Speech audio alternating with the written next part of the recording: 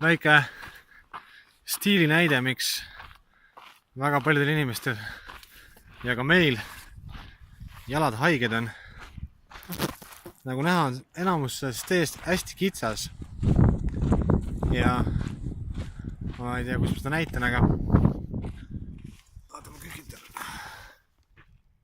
Ei, siin ei ole nähagi väga hästi seda nurka, aga parem jalg käib sirge pinna peal, aga vasak jalg on konstantselt siukses, ma ei oskagi öelda, mis nurgal see on, 20-30 kraadi.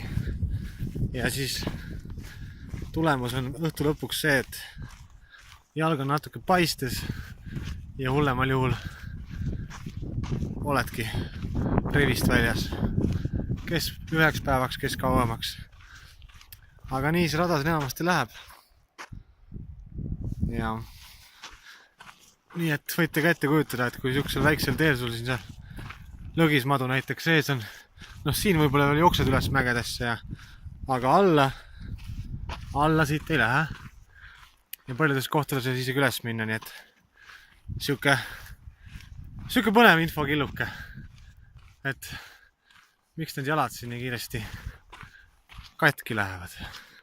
Okei, ma hingeldan liiga palju. Järgmise korrani.